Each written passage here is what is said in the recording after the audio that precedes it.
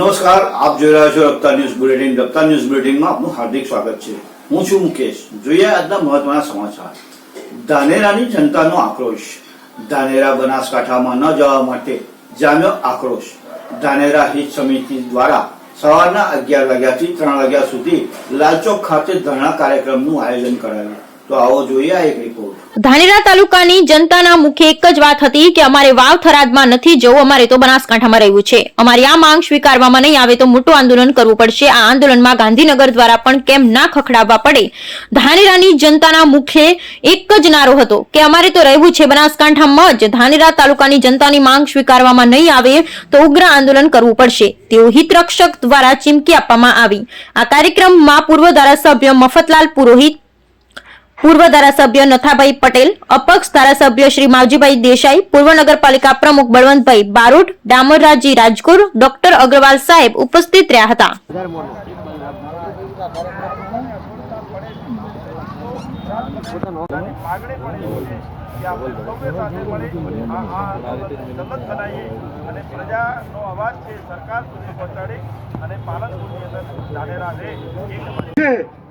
એમનો હિસાબ લે.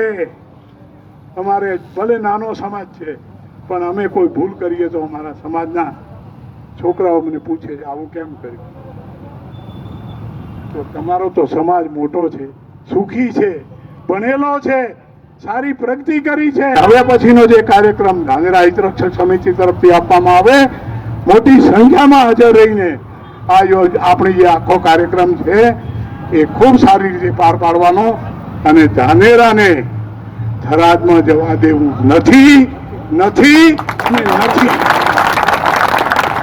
ચિંતા કરે છે અને એના ભાગરૂપે આપણે સૌએ ભેગા મળી અને 4મી તારીખે સ્વયંભૂ ધાનેરા બંધ રાખવાનો સમગ્ર ધાનેરા હિતરક્ષક સમિતિ અને આપણે સૌ સાથે મળી અને સંપૂર્ણપણે સ્વેચ્છાએ બંધ રાખવાનું કામમાં આપણે સફળ થયા અને ખૂબ મોટી સંખ્યાની અંદર આપણે બધા ભેગા મળીને રેલી સ્વરૂપે પ્રાંત ઓફિસે જઈ અને આપણે આવેદન પત્ર પણ આપ્યું અને આપણે ધાનેરાનો જે પ્રજાનો અવાજ હતો એ અવાજ સરકારમાં પહોંચે એ માટે જ્યારે સમગ્ર પ્રજા ખડે પગે થઈ અને એક જ અવાજે કે અમારે રહેવું છે બનાસકાંઠામાં એ નારા સાથે આપણો અવાજ બુલંદ બન્યો ત્યારે એના ભાગરૂપે આપણને સરકારમાંથી અમે સૌ આગેવાનોને બોલાવવામાં આવ્યા. પણ ક્યાંક ને ક્યાંક ધાનેરા તાલુકાની હજી માંગ નથી સ્વીકાર્યા. આજે ધરણા છે,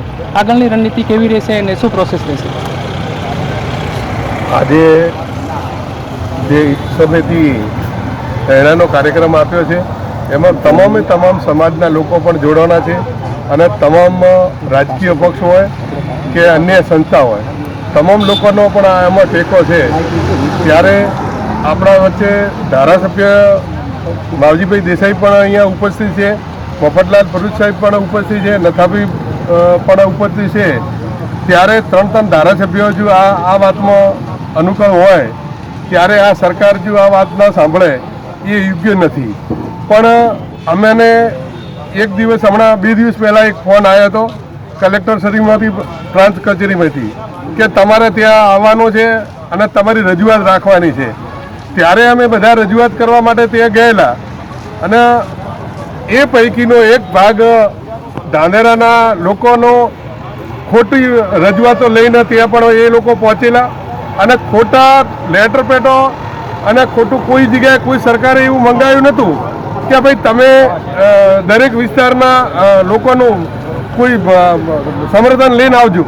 ત્યારે તમે રજૂઆત કરવા બોલ્યા હોય ત્યારે તમારા મંડળીયાના જ્યારે આ સરપંચના લેટર પેડનો ખોટો યુઝ કરવાનું કામ જો કરતા હોય ત્યારે મારે આજના આપના માધ્યમથી કહેવું છે કે જે પણ ધાનેરા વિશે, જે ધાનેરાના લોકોને બનાસકાંઠામાં રહેવું છે ત્યારે એ થરાદમાં ધકેલવાની કામ કરતા હોય તો આવા લોકોને આપણે પણ પ્રજાને ઓળખવાની જરૂર છે અને આવા લોકોને જો પ્રજા નહીં ઓળખે તો એ ખોટા રાજકારણમાં આગળ આવી અને ગામના અને તાલુકાનો હિત ખરાબ થશે. એટલે આપણે પણ બધાને જાગૃત થવાની જરૂર છે.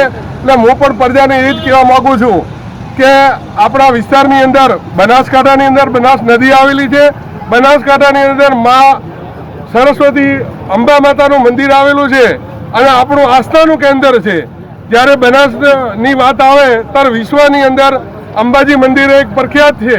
ત્યારે આપણા સંસ્થા આપણે જોડાયેલા છે જો ધર્મ સાથે, તો પણ આપણને જો દૂર કરવાની કોઈ કોશિશ કરશે તો એમને પણ માતાજી પણ માફ નહીં કરે એવી હું આપના માધ્યમથી એમને એક વિનંતી પણ કરું છું. આજે અમારી વચ્ચે અમારા એમએલએ માવજીભાઈ, અમારી હિતરક્ષક સમિતિના તમામ આગેવાનો મફતભાઈ પુરોહિત, નથાભાઈ પટેલ અને બળવંતભાઈ રાવની આગેવાનીમાં આજે અમે જે કાર્યક્રમ લઈને નીકળ્યા છીએ એમાં બટેંગે તો કટેંગે માટે કહેવા માગું છું કે ધાનેરાની જનતા કોઈ પણ રાજકીય પક્ષના નેતાની વાતમાં આવ્યા વગર એક સંપ રહી અને ધાનેરા તાલુકાને બનાસમાં જ રાખવા માટેની વાત લઈને નીકળશે. જો કોઈ રાજકીય નેતાઓની લોભામણી લલચામણી વાતોમાં આવી અને બટેંગે તો કટેંગેના સૂત્રોમાં જો ફસાઈ ગયા તો તમારી માગણીઓને સરકાર સ્વીકારશે નહીં. જો તમે એકજૂથ રહેશો અને તમે નહીં બોટો, તમે જુદા જુદા નહીં પડો અને કોઈ નેતાની વાતમાં ના આવો, આપણા ધાનેરા હિત રક્ષક સમિતિના નેજા હેઠળ જ આપણે આગળ વધીશું અને ધાનેરાની માગણીને બનાસમાં રાખવા વાળી વાતને સાર્થક કરીશું. એ જ માગણી સાથે આજે અમે ધરણાના કાર્યક્રમમાં મોટી સંખ્યામાં બેઠા છીએ. માંગ છે તેને લઈને ક્યાંક ને ક્યાંક વિરોધ થઈ રહ્યો છે. અત્યારે જે પ્રકારે ધરણા પ્રદર્શનનો કાર્યક્રમ આપવામાં આવ્યો છે, થોડા દિવસ પહેલા ધાનેરા બંધનું એલાન આપવામાં આવ્યું.